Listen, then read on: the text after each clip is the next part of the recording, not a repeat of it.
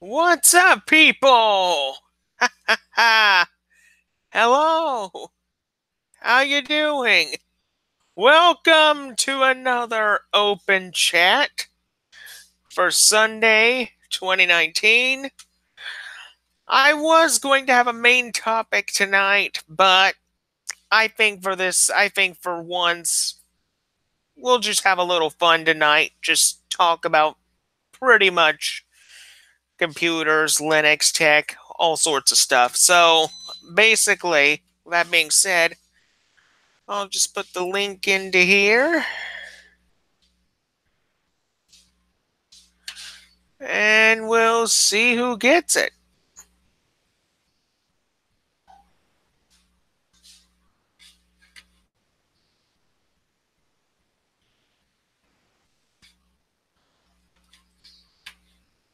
Okay.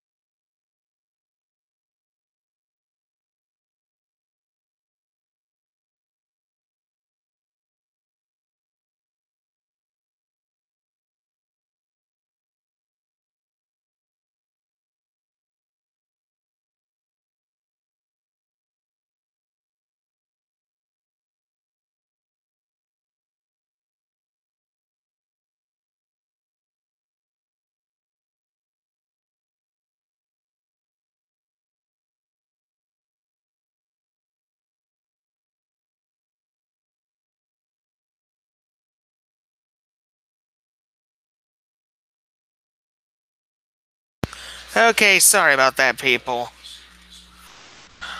Okay.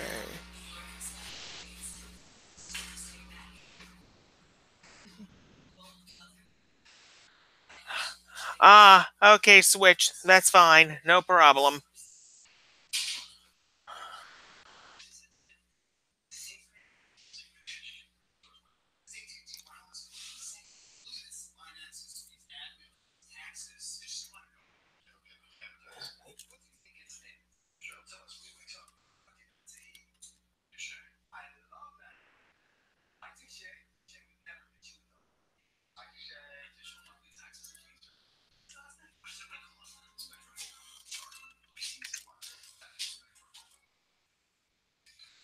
Well, how's everybody doing tonight?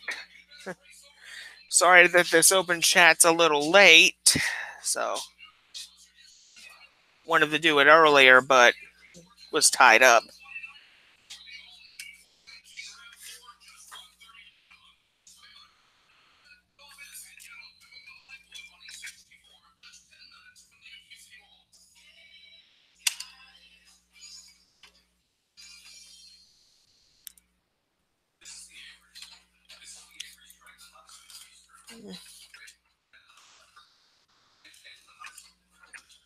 Let me send some. Let me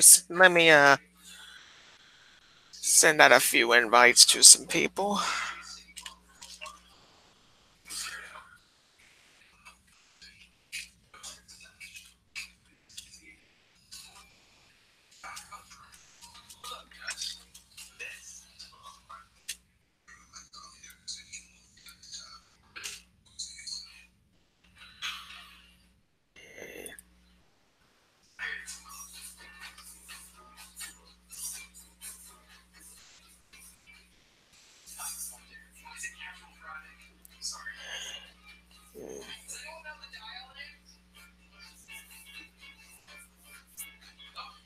Okay.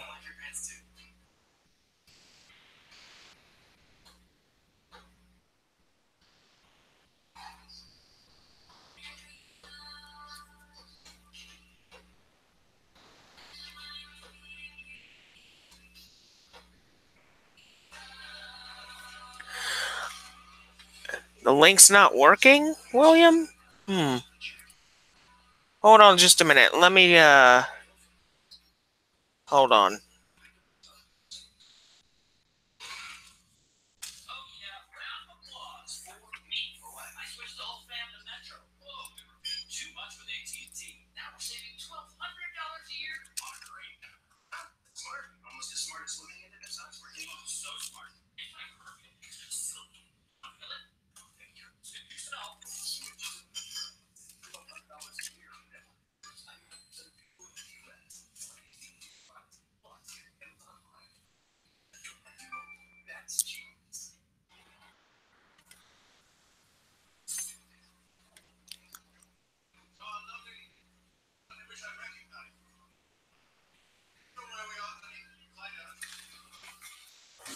Hold on a minute.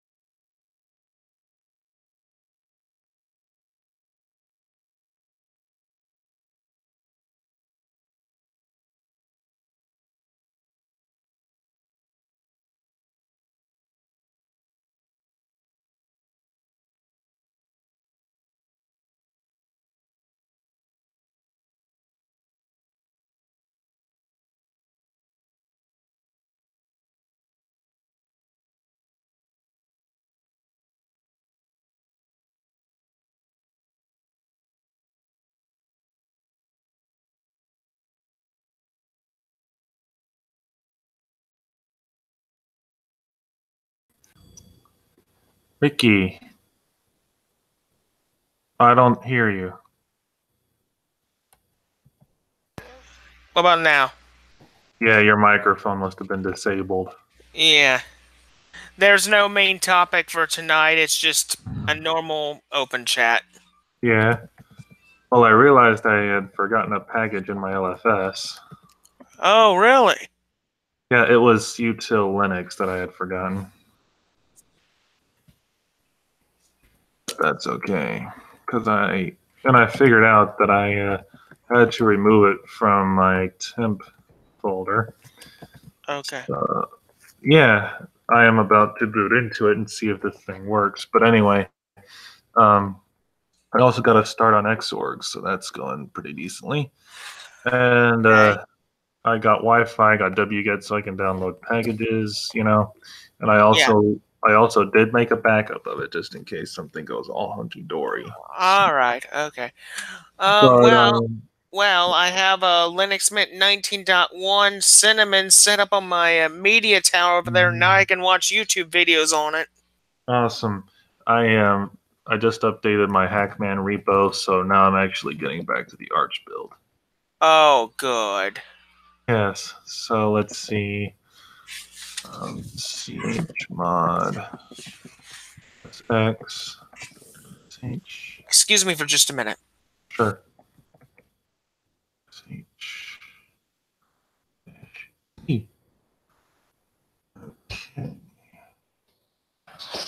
Here we go.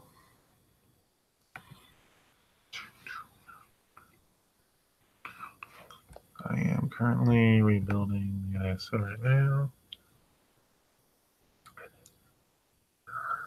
Probably going to be some updates once people install this, but I can't be all that junk right now. I just don't have the patience to do it. I wish I did, but I don't.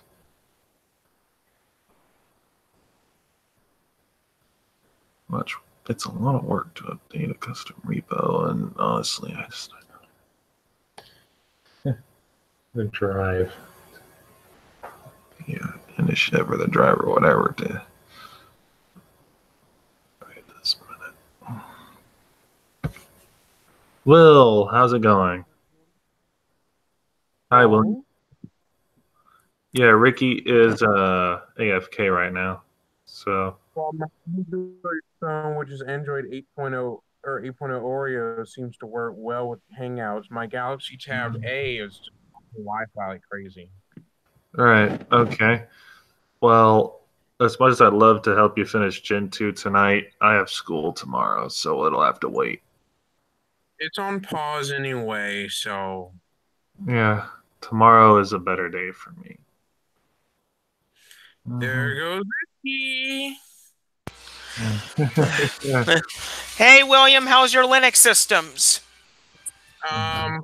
I'm still rolling the unstable dance still, and it's going perfect. Nothing has imploded yet.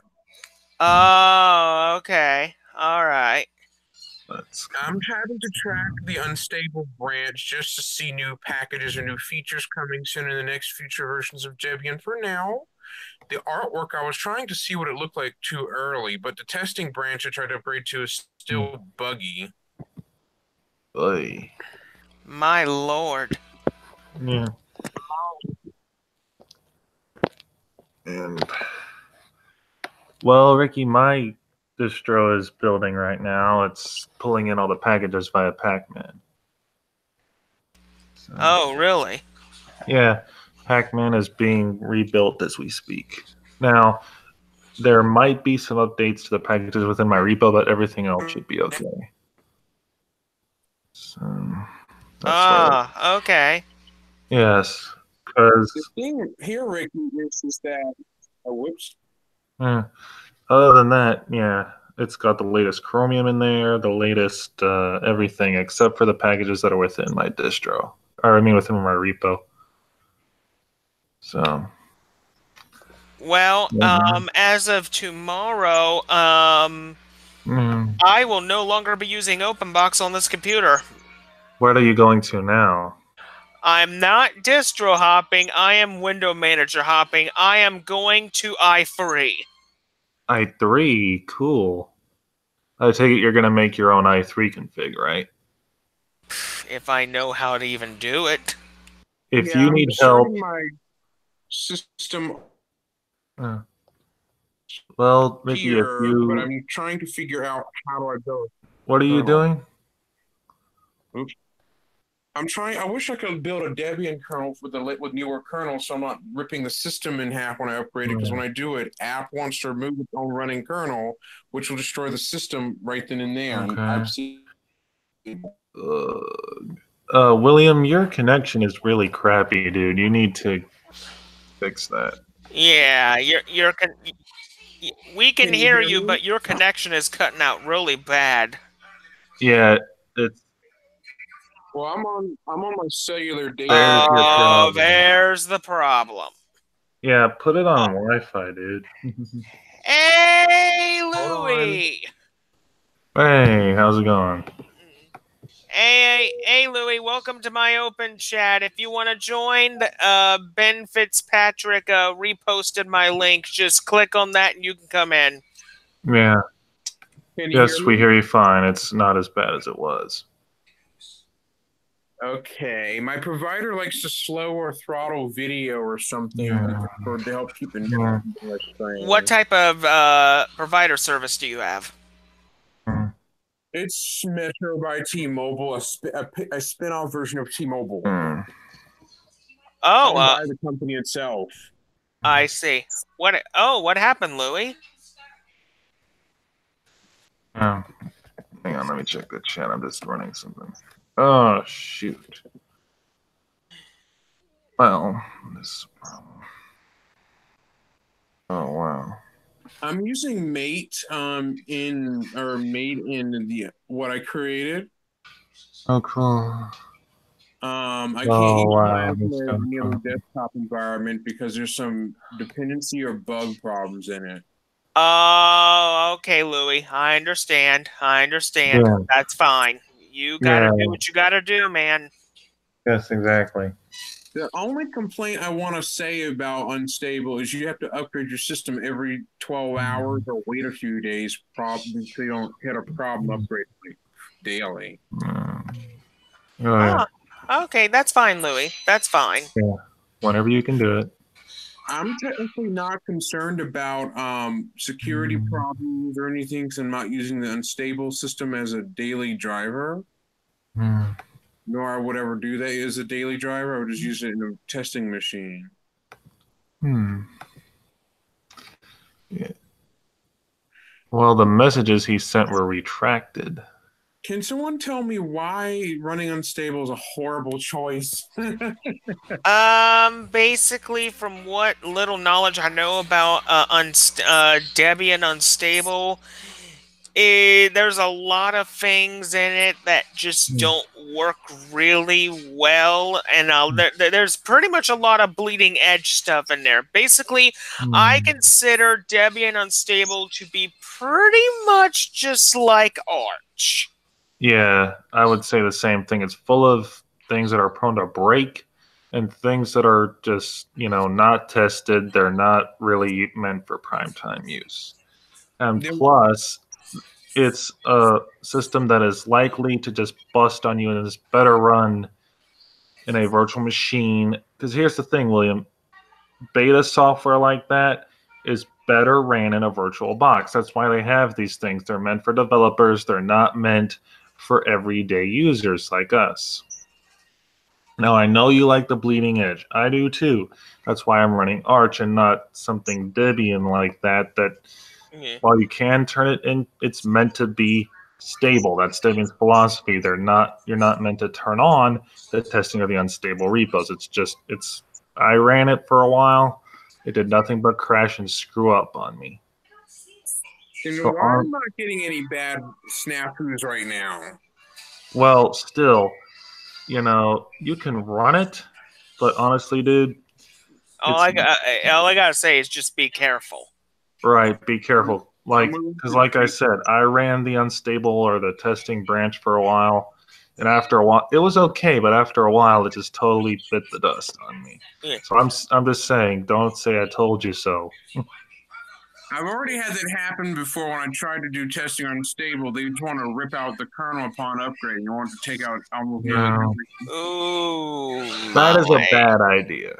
That is not a good sign. It Yeah, happened twice that's before. why I said I would not run the unstable repos, because you never know what can happen.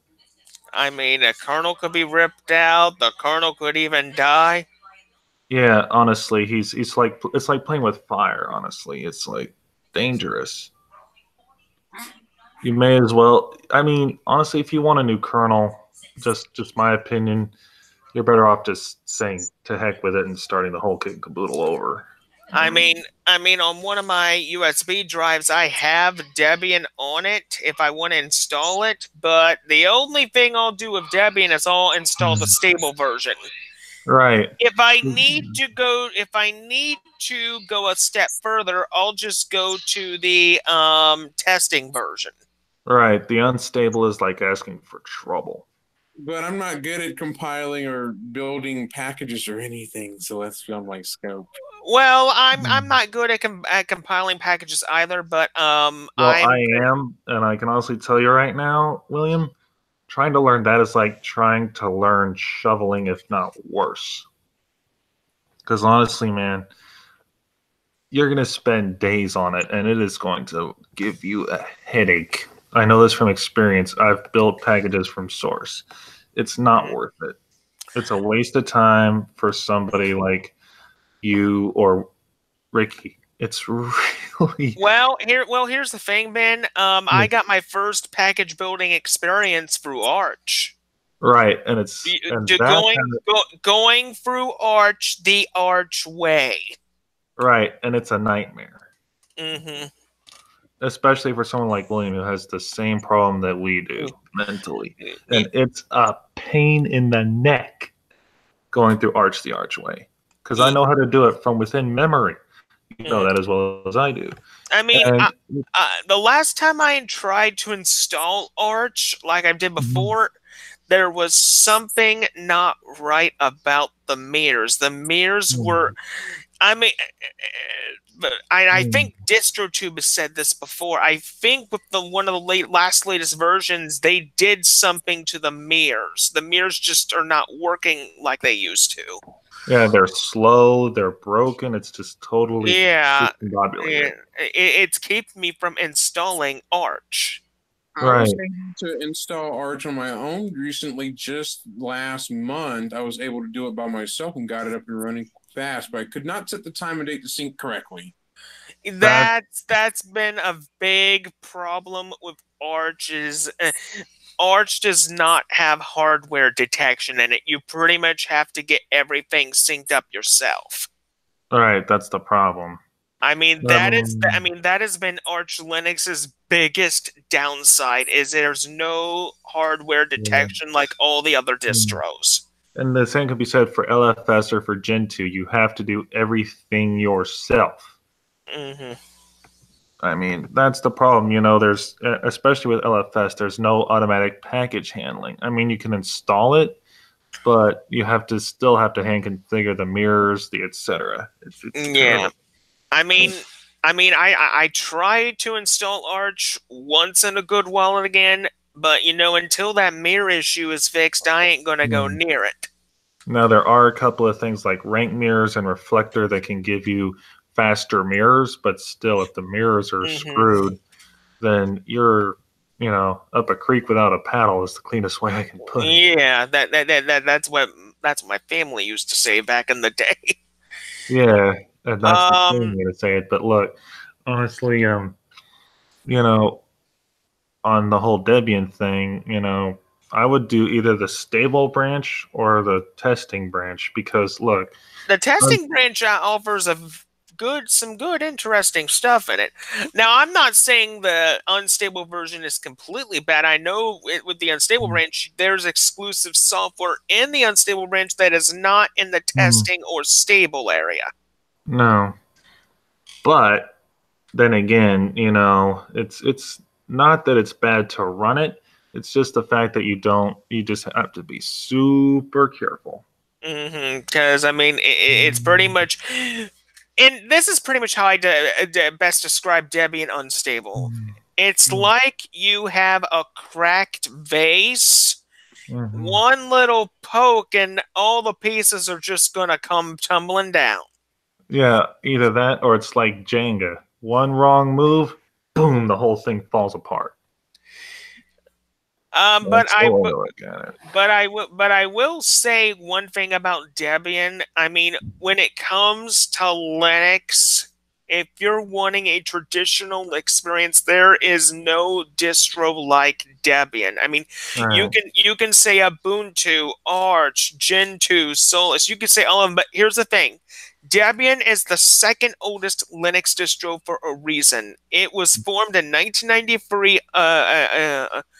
1993, a little after Slackware came around. Yeah. Slackware is the oldest surviving distro out there that's still being made. It is. I was a baby then. A baby when it came out in 93. We all were, except for Ricky, of course. But, we all remember. Well, actually, I wouldn't. But no, I've only heard about Linux around last year, but I remember like over 10 years ago I stumbled upon it. It was basically a very old version of Ubuntu, and it just didn't work right. It was buggy. It was a disaster. Yeah, man, I tell you, the earlier versions of Ubuntu, even though I wasn't playing with Linux back then, I only started like 11 years ago. But once 1604 hit, it was perfect. Yes, and actually, Ricky, I don't know if I ever showed you this, but look what I got here. You actually went there. What? Good luck getting those things running. What do you mean? Support for Vista stopped years ago. Yeah, well, I'm not going to put it on as my daily driver. I was just showing off. Gee, I had a Dell disc there with an old laptop I had. I gave it away to a friend, and battery went clank on it. Yeah. I mean, it's a good thing that I have the resources I need to reinstall Windows onto any one of my computers. But the thing is, for me to get 7 before it expires, I would have to get the disc, and I don't have, sorry, and I don't even have a Windows 7 disc. No, I know. Use this to troubleshoot batteries from laptops or computers that don't work well to make sure they have the proper voltage for a multimeter. That thing is really useful. You can use it on pretty much any type of computer or gaming console. Yeah. Now I want.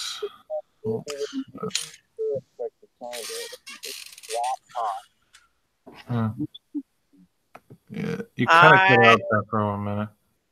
I think I'm hearing some feedback in the background. It's a little tiny bit, but I hear it from somewhere. I don't know. I'm in my room. Oh, okay. Yeah. Can you see the screen? Yeah, I see it. Hold on, my back camera's working. Okay, this is the Asus laptop that had an NVIDIA and Intel GPU in it, both. Yeah. This thing, I inadvertently let a piece of metal touch the main board and it killed it. So now it won't fully start. Oh, no. So I bricked it by accident trying to see. Well, all I could say, William, is the only way you could possibly save it now is just gut all the parts out of that thing and just replace each part with a new one. And that's more expensive than it's worth. Yeah, I mean, that's like a last resort. Yeah. I mean, if I had a broken computer, which I have pretty much 2 computers in my possession, one of them is a very old Dell Inspiron 1501 from around 2007, I believe. And that thing, I need to get a new screen for it, but I'm not going to fiddle around with it. I'm just going to get me a new laptop in general. Yeah. Which I'm planning to get a new laptop for my birthday. Yeah, of course. And I'm getting it from Walmart. I'm going to pick out the laptop I want, bring it home, and once that warranty expires, Linux, here we come. Well, Ricky, The warranty won't last that long, Ricky. Oh, it won't? Actually, I don't know how long their service warranties last. Then again, I don't know. I would buy a brand name laptop, not a Walmart branded one. No. I'm not saying Walmart brand. I'll either pick an HP. Mainly, I'll most likely aim for HP because I've had HP for many years, and most HP devices I have worked successfully. I have not had one single HP device backfire on me. Yeah. Well, Asus is already in trouble by now. They actually let hackers ship malware through the ship malware through its updating utility. I think I heard that on a news report from The Verge. Yeah.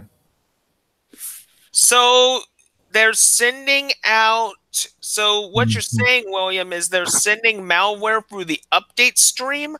Yes, they are sending it through their official built-in utility where hackers took some code and not changed it, add in their little malware, and then repackage it and launched it back out to over 600 computers. But the flaw is only 600 MAC addresses for the Asus machines were targeted. Oh my God. They need to just go out of business if they're going to pull a stunt like that. Who did this? Asus. They started Asus. Oh, jeez. And better yet, Lenovo is also the same thing where they had the Superfish accident. Oops. Oh. Well, if I'm correct, didn't Lenovo fix that issue? Yes. Oh yeah, I meant to tell you guys. Given April Fool's is tomorrow, NVIDIA. I don't know if it was NVIDIA who did it, but somebody pulled a prank where they faked that there were NVIDIA drivers for macOS Mojave. Oh man, T-Mobile pulled a stunt where they introduced a T-Mobile phone boothy. A phone booth that is like a soundproof booth that claims to has like the E on the phone booth part because of the 5G thing that they're calling AT&T out for the fake 5G. So it's an April Fool's joke. I just completely learned that very quickly. It's a joke. Yeah. Wow. But yeah, NVIDIA. But yeah, there's these fake NVIDIA drivers for macOS Mojave. These two are the CPU right here and GPU on the same board I was mentioning. These two get hot. I shorted it right here where the battery connector is. A piece of metal that held the tab in fell against it and sparked it right in this little area. Yeah, there's nothing you can do about that. You know, there's one type of graphics card that I don't know if it works for Linux or not. What? You're going to be in shock, Ben, when you hear this name. Because you'll know what this name is. AMD. 3DFX Voodoo. Honestly, dude, I don't even know if it works either. I mean, the last cards that they released, I believe, were the Voodoo 4 and the Voodoo 5. I don't even know if you can get those chips working or not. Yeah, but before they went out of business, they were banking the farm on two projects, Rampage and Napalm. Wow. You go way back. Yeah, this was around 2000, I believe. Basically, Rampage was supposed to be their next level graphics card. However, that plan went down the drain real quick. As for Napalm, nothing came out of it. Dang, dude, that sucks. Now let me... Oh, snap. You know what I forgot to do? Oh, also, there is one type of IBM PC that people are starting to find on various sites now. What's that? An IBM Little Tyke Sphinx Center PC. remember those? Remember when you were a kid, you go into the doctor's office or a hospital, there'd be this little Tykes little PC center thing. Yeah. There, What? your Goodwills and computer stores are starting to sell those now, and they're pretty cheap too. Or the computer, or why? What'd you say, William? Like, is it the computer or just the desk? Because Goodwill never sells computers that have been used, really. I believe it's the desk, but I believe there have been reported sightings of one with the computer in it. Because Goodwill takes computers and they recycle them back out. Do they like recycle them for parts? No, they send them off to a recycling company that takes the parts and refurbish them. Because I used to volunteer at a Goodwill in my area, and I worked in the back there of the store, and they often take the computers when someone donates them or brings them in or something. They usually just take them, wrap them up in packaging tape, put them on a pallet, and then ship them off to a recycling thing. They never sell them. Oh my. And a thrift store also in Monroe, where I'm in the state I'm in, they do not sell computers there either in a thrift store. They don't accept them. They just actually don't accept or sell computers there. Oh my. So thrift stores avoid doing this for legal reasons, and they also don't want to take a chance with that because there's sensitive data on it. Then they're in trouble. But this computer my friend got from a thrift store, I wiped it clean, but it had someone else's data on it, unwiped. I wiped it manually after my friend got it from the thrift store and brought it to me. That looks like a really nice computer. It's an HP business machine with 10 USB ports. The fan can get pretty loud in the BIOS. I can change its minimal fan speed very high, and it sounds like a blow dryer jet. I can wow. How old do you think that computer is? It's a Windows 7 old. It has Windows 10 on it. Oh yeah, then yeah, that thing's definitely over 10 years old. Yeah. It's a laptop desktop hybrid where it has an Intel Core 2 processor and a slim drive right here. Yeah. So was this thing meant to be like a cross between a laptop and a desktop? Yes, it has a slim laptop hard drive. It uses slim RAM in it, like the slim laptop RAM. Whoa! And it also has a built-in graphics, but it can't be upgraded. It's permanently stuck. Wait, the graphics card cannot be upgraded, period? No, it's embedded graphics in the processor. It's embedded in the board, so I can't change it. It's just locked. Yeah. Oh, I hate it when companies do that. I mean, most computer companies, what they need to do is just allow us to choose and change what graphics card we want and the settings we want instead of embedding them into the motherboard itself. Yeah, but then the laptops would be super dang big. Better yet, the computer I showed y'all earlier has 2 graphics processors in it because it was big. It had an NVIDIA and Intel one built in, both. 2 in 1. Yeah. And I will say one thing about Intel. The machines that are on the other side of the room have Intel graphics in them, and they're not actually that bad. They're actually pretty good. Yeah. Basically, the 2 machines that are on the other side of my room over here, one on my coffee table and one on my chest of drawers, both of them are Dell Optiplex machines. There's a third Optiplex, but it's over there on the table. The power supply has pretty much bit the dirt. On the very first time I ever booted that thing, it never powered on. I've managed to find the power supply, though, on eBay, and I'm planning to get it at some point. Cool. Because the smaller Optiplex tower, I'm planning to possibly convert it into a third and final Windows machine. This way, I can have free Windows machines and free Linux machines. My main YouTube production machine, and the other 2 computers that are on the other side. This way, I pretty much have 3 of each. My biggest question is, why is there why do most people that are both Windows or Linux users Why is it a mix between people that do like Linux but have a thing where Windows they sort of favor it less, so to speak?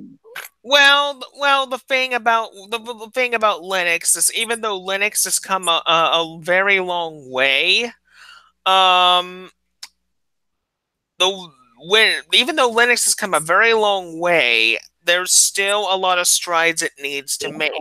Like number one, the one thing Linux needs to do now is try to get a bigger hold on the gaming industry because Windows excels in video gaming, and it most likely will for the next 10 years or so.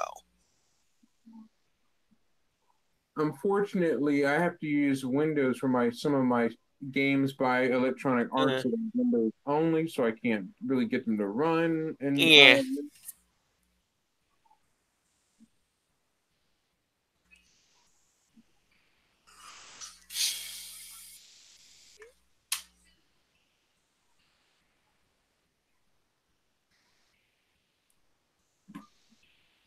Well, it looks like Ben, something went out on Ben's end. No wonder Yeah, it's either his computer went out, his connection went out, or he might be switching to another machine. By the way, here's something you don't know. What I have behind me is a console that runs some form of Android right here. Wait till it switches to the back camera. What do you got there? Oh, it's a flashback system. By At Games. At Games somehow uses Android, an embedded version of Android or something. Like it's an open source thing. I could tell. This right here, when I put an SD card with the firmware update, it said updating firmware and it uses some form of Android. An embedded version of Android, so it's apparently using a micro USB connector, so it's an Android board, but it's fixed in At Game specifications. That is very interesting. I mean, I have at least one or two products from At Games. They make really good stuff. I just didn't know that they had Android embedded in any of them. Well, only Android for their newer system that came out like in 2018. Hold on for a second. I'm switching cameras. Can you still hear me? Yes, I can. Hold on for a second. Let me get my camera back on, or let me turn it back to my front face. Actually, I'm gonna have to turn my camera off because I'm gonna be holding a controller in my hand, so I won't be able to do both at the same time without dropping my phone. Oh, that's fine. No problem. My question is, why do you like running systems that are not rolling release? Well, I mean, the system's on the other side of my room. Those towers, I have a pretty much let me think here. I pretty much have a few hard drives on the other side of the room, so those systems like get switched out every few weeks so I could check up on those systems to make sure they're working right. But the main system that my media tower runs is Linux Mint Cinnamon 19.1.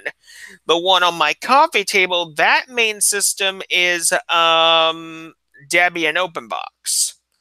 But when I'm not using the Debian OpenBox, I'll switch into one of my two Windows 10 hard drives to do some Windows stuff when I need to. I don't use my Windows 10 drives very often.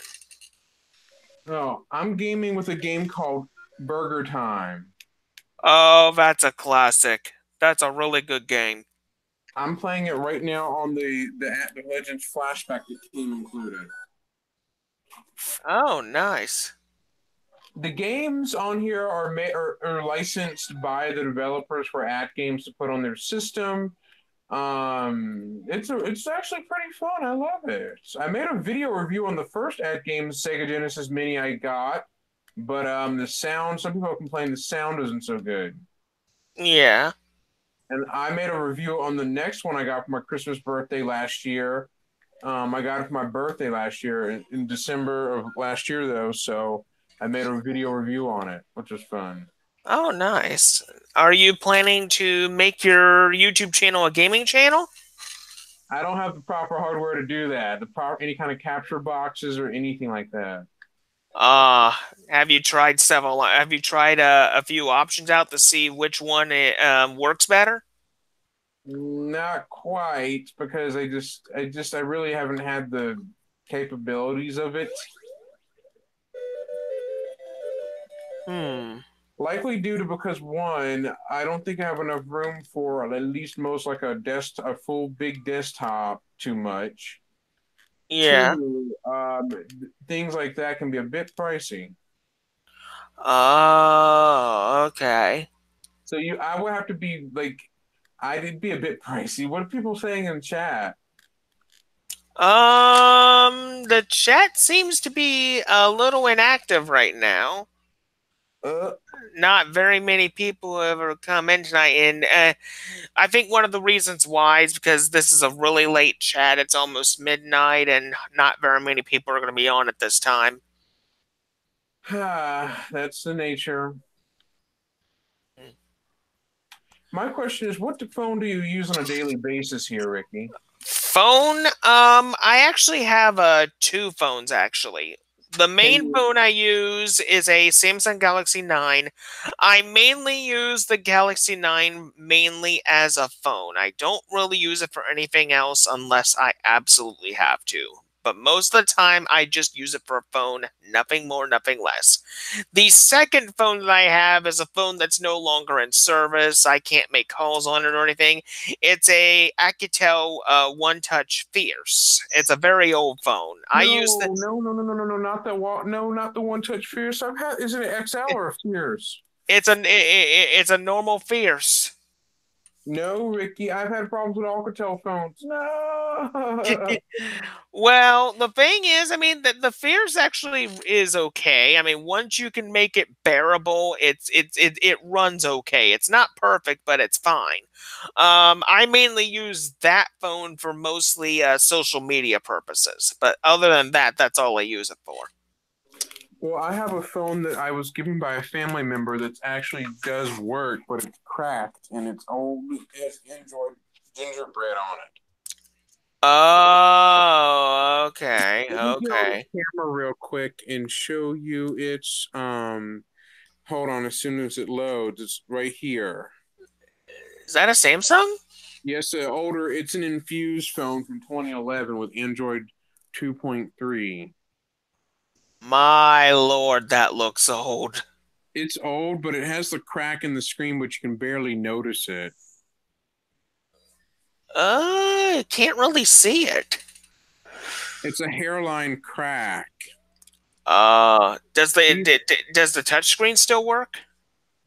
Yes, it does. Tom switched to Linux. Said you AT&T phones are usually locked, but this has Angry Birds included, already preloaded right there. Huh. Samsung made. I remember back in the day when most phones shipped with that game. This is a rare one I got that came with Angry Birds. There was an update that Samsung introduced that removes Angry Birds. Uh-huh. Yeah, it sounds horrible. The sound on the phone is not that great. Yeah, the thing about phone speakers over the last 10 years, phone speakers have gotten a lot better. This is it running in action, and it does work, but it's a little hard to play with such a narrow screen. Yeah. Like this. Yeah. So you're saying that runs Android 2 on it? Yes, 2.2, well, not 2.3. Uh, I'm guessing what code name does it have? Ice cream sandwich, lollipop, jelly bean. Well, this is a Froyo. Oh, okay. Out of the phone underneath settings, about phone, and here it is 2.21. Oh, I see. The Easter egg, I can't access, there's no Easter egg with that, so I can't really trigger anything like that. Yeah. Yeah. This one is the Tab A I've got that has Android 5 on it, but it's actually outdated. The Android is, but as I told Ben, this thing drops Wi-Fi often. When I do Google Hangouts with Ben recently this month, it dropped out on me when I was trying to talk. He was trying to help me with my Gentoo thing last night, and it quit out on here, so I had to go to my computer for it. This is a Barnes & Noble Nook, but it's not where I can root it or put it. Ooh. It's locked. So that thing is really closed off. Yes, it's sealed, so I can only use it for Barnes & Noble Google stuff. So, yeah. That is not good. I mean, They're not the only one to say that. Tom Switch to Linux clearly points out that some devices are locked to where you can't really mod yeah, them. that's true. There are companies out there that will completely lock out a device to where you can't do anything to it. Now, I will say when it comes to phones, there's one phone that I did have, but I only had it for at least a year, and that was the iPhone 6S. It was a really nice phone. Really nice phone. It was pretty much the only iPhone that I ever had before I turned it in for an upgrade. It worked really nice, and it was really stable too. I see. I was going to make a pun called iPhone Home. Get it? iPhone Home. That's funny.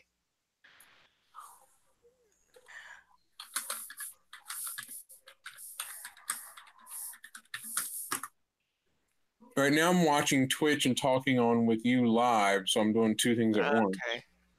All right. If there's anybody here in the live chat, just letting you know, around midnight I'll be wrapping this whole thing up. I never knew you don't use social media much. I mean, the thing is, it's not that I hate social media. I'm just trying to steer clear of most companies that do data collection. I mean, similar. I'm pretty much a privacy activist. I despise companies that take data, specifically the major ones. Gee, you and Switch to Linux are both nearly the same. But as for social networking, I don't completely hate it.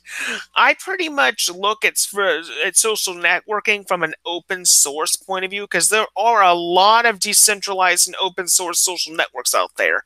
I could name a few of them right now. Diaspora, Minds, Mastodon, MeWe, just to name a few. Those networks, even if Facebook goes down the drain and so does Twitter, those networks will be carrying the load for the next 10 years, I guarantee it. Oh. Because right now, Facebook is in hot water because I don't know if you caught this article on The Verge, but a company known as HUD is suing them. I heard about that. When I read that article, I was really disappointed because, that whole thing could have been easily prevented. Well, leave it to Facebook to make a bunch of oopsies. Yeah, well, they've made a whole bunch of them. I mean, I could name a whole bunch of oopsies they've done. The biggest oopsie they've ever done is the Cambridge Analytica incident. That really caught them in the hole. To me, I was affected by it. One of my other friends I was friends with also used it, the thing that got the data from their profile. Oh, really? Yes, at Facebook, I ran to check on myself on there, and it said that one of your friends you're friends with used it and used something that was affected by it. It didn't say specifically who it was, okay. but one of my friends, one or more, have used it and it automatically affected them, but didn't affect me.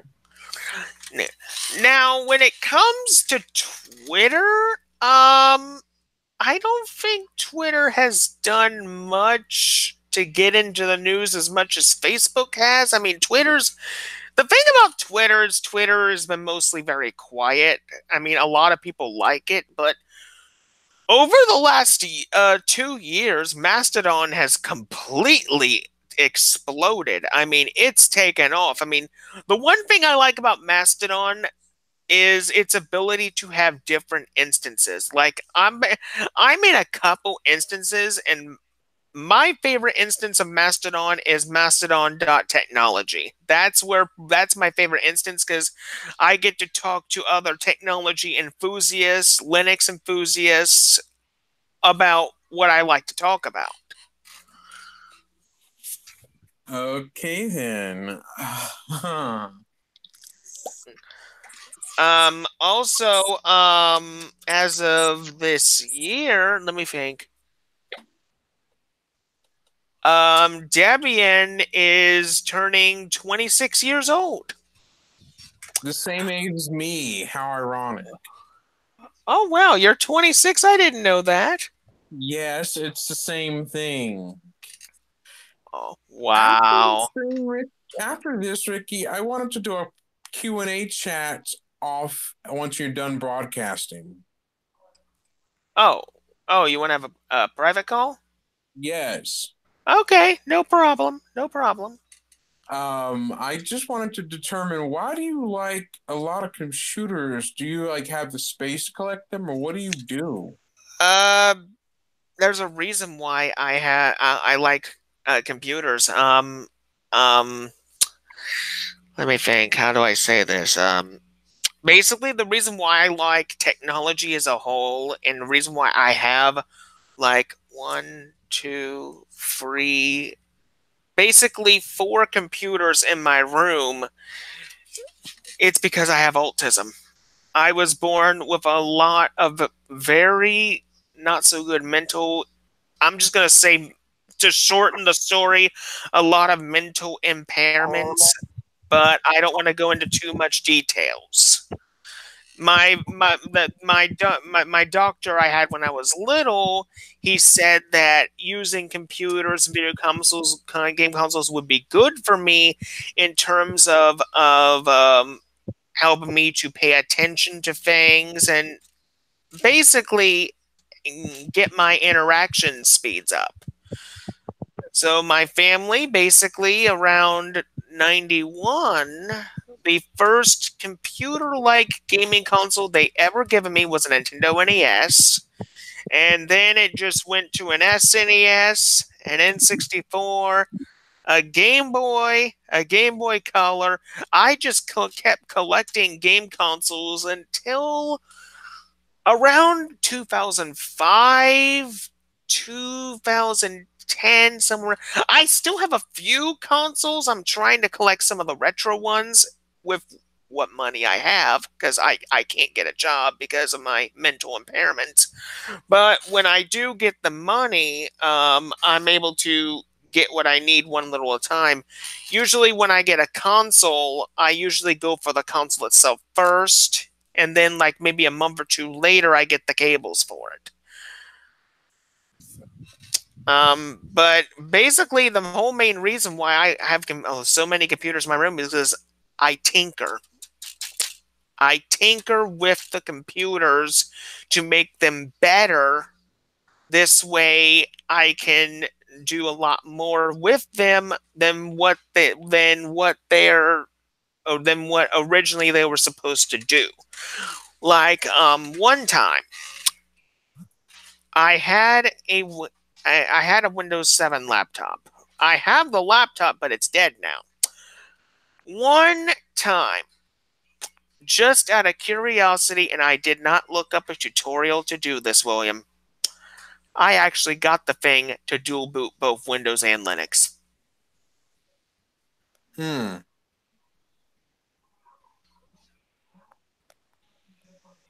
And it was my first time ever dual booting.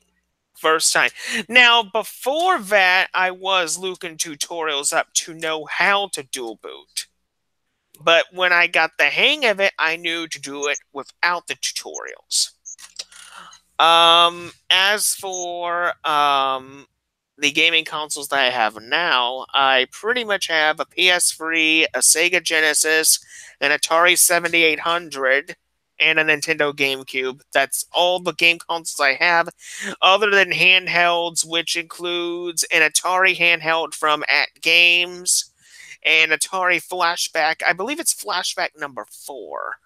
Yeah, I believe it's 4. Other than that, I have a Vita and a PSP, but I don't use the PSP often, but I'm wanting to, because I found a few things to make the PSP run better, and I found a few things to make the PS Vita run better. Well, PlayStation Vita, actually. So I basically all these electronics that I have in my room give me something to do, because, I mean, since I'm a person that has autism, ADD, ADHD, since I have all 3 of them, it pretty much these mental disabilities that I have also bring out another side of me, and that's the tinkering with the electronics part. I remember one time when I was like real little, about 3 years old. I was in my preschool. And my preschool teacher could not get the computer to work. And remember, and like I just said, I was only 3 years old when this happened. The teacher comes back about a few minutes later, and the computer's working. She had no idea what happened. She asked me if I fixed it. And little did I realize, or did I not understand back then, like 20-something years ago, which I'm 30 years old, about to be 31 in May, that when I was 3 years old, I fixed that computer with little to no knowledge of how the computer works. And this is the shocking part, William. The computer that I fixed was an original IBM Macintosh. You mean the Apple Mac computer? Yeah, it was a Macintosh, an old school Macintosh. Oh. For a moment, I'm just trying to figure out what was your main dream goal in life? Well, just to make people happy. I mean, my goal is very simple. Just make YouTube videos to make people happy. Hopefully the one thing that most people don't know about me is my main goal of being a YouTuber, and this will be the first time Ben ever hears this, since I know he just my main goal of being a YouTuber, it's not about monetization, it's not about getting gobs and gobs of subscribers, but I still want a fan base of my own. But my main goal is to make videos to make people happy, and hope that my videos can reach somebody who's going through depression, who's going through suicidal thoughts, who's going through any type of trauma, disorder, whatever it is. I want my videos to reach that person, and hopefully my knowledge of computers and stuff gives them a bit of comfort. That is my goal. Yeah, I kind of have the same thing about me, you know. Sure, I may do them for like support for computers, but they're also for moral support, you know, just to sort of ignite the fire in them again, to make them feel happy again, to make them feel like, hey, you know, I'm giving you something that, you know, can hopefully help you down the road. So yeah. Mm-hmm. I mean, as much as I like having subscribers, as much as I like getting more people watching my content, my goal ever since I reconstructed this channel about a year ago has been to do things for the better of mankind. Yeah.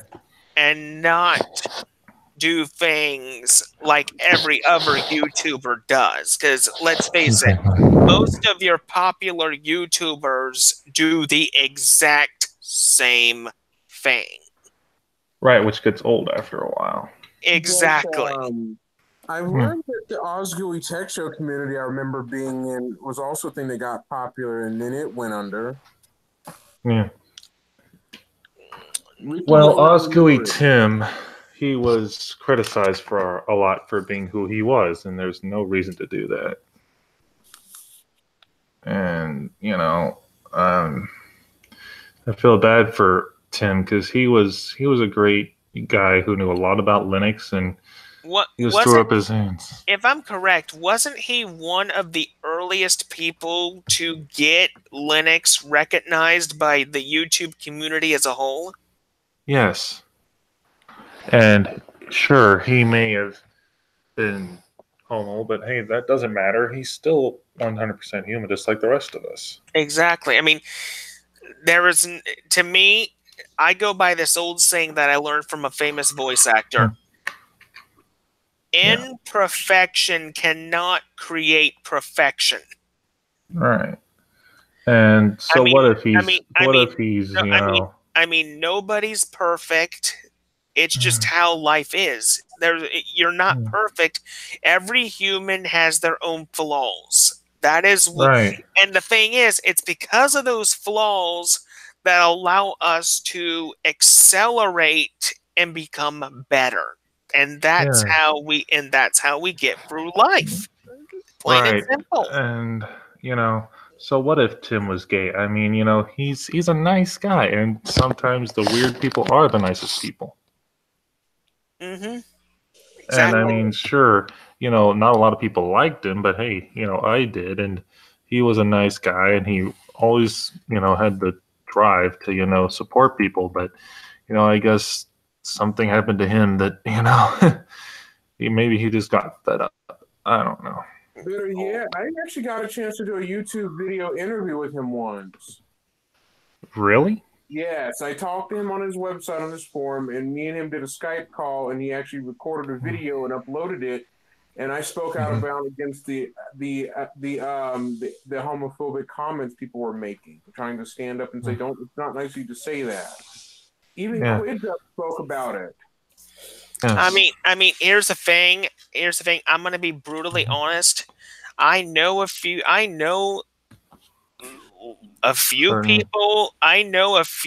people outside of this community that are gay, that are bisexual, and all that. A lot of those people I consider my friends. And here's the thing. I've gone by this logic. If you're nice to me, I'm nice to you. It's plain and simple. Right. Exactly. And I mean, to be honest, I like gay and bisexual people. I mean, they're really good people to hang out with. Yeah, there's nothing wrong with it. I have no problems with those people at all. No problems at all. Nor do I. And, you know, I don't roll that way, but hey, if someone else does and they're nice enough people, so what? That's their thing. I'm not going to judge them because of that. But either way. Your thing reminds me of the AT&T slogan, "That's your thing, that's our thing." It reminds me of that way too much. Anyway, people, in about 7 minutes, we'll be wrapping this thing up. Yeah, because I have to get to school tomorrow. For sure. But anyway, yeah, I'm going to go ahead and call it here, guys, because it is getting kind of late. All right. That's fine, Ben. You have a good night. All right. See you guys later. I'm still around, and I have a lot of free time, so I don't do much but play video games. Oh, usually around these hours, I don't do much at all, except see what other type of Linux programs I can find. My adventure is to go on a complete adventure with that. Go on a Linux adventure with you. One of the things I'm trying to locate is see if I can find like lightweight versions of programs we commonly use. Like, for example, a video player, music player, calculator, those type of little things that allow the Linux distro to be a bit more snappy and don't take up a lot of memory. So VLC Media Player, I remember before the newer version would cause a slower 32-bit system to hang trying to run it. Mm-hmm. And I tried it in Debian, and I was like, it's making the system freeze nearly. Yeah. And that's what happened. Mm-hmm. And yes, I'm playing Astro Pop. That's what that noise you heard earlier was. Okay. Oh, Anyway, people, we got 5 minutes and we'll be wrapping this live stream up. I hope you enjoyed this as much as we all did. If you want to see more live streams just like this, then smash that like button and support my channel. Thank you. And also, support the Linux community. We are a thriving and growing community. And that's really all I got to say about that.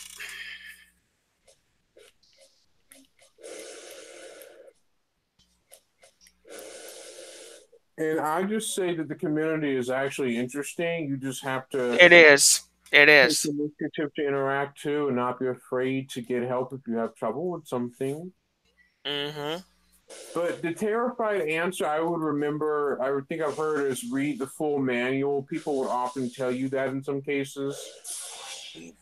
Yeah, that slogan, read the full manual, or yeah, its abbreviation is called RTFM.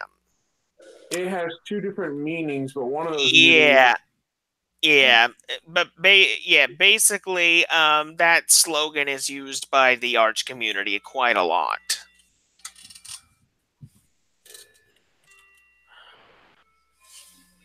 Ricky, do you use any Internet of Things, like any kind of camera or anything that's like Internet of Things?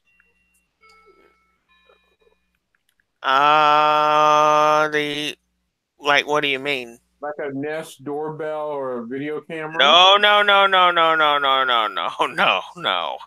I don't use one of those things that you can put into your house to make it a smart. No, I'm against most of that stuff. Well, I've seen some problems where people can spy on you around the world, all the way from like in Russia or Ukraine or something. Yeah, and that's the reason why I don't go for smart devices, because I don't want people knowing all about me, except when I say something about me.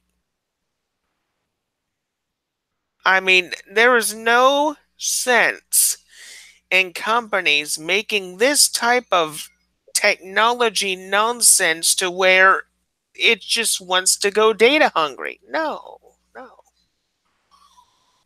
Well, I just think that the video doorbells are a bit pointless. They are. I mean, a normal doorbell works just as fine. You just push it and it's done its job. It just works. It's like having like a fridge and a stove that don't connect to the internet. Thank you. Yep, exactly. It would be bad if you had an air conditioner, fridge, microwave, things connected to the internet, and people started damaging it around the world just with a few clicks of the mouse. They can either burn your food, or ruin your food, or do something silly with it. Exactly. There's just no sense in that. I mean, just use normal house appliances or anything for the household. That's all you need to do. You don't need smart devices. You just don't. Anyway, people, it's now midnight. It's time to wrap this live stream up. I hope you enjoyed this as much as we did, and until next time, this is Yu-Gi-Oh! Master 88 saying see you later. And I'm William Armstrong.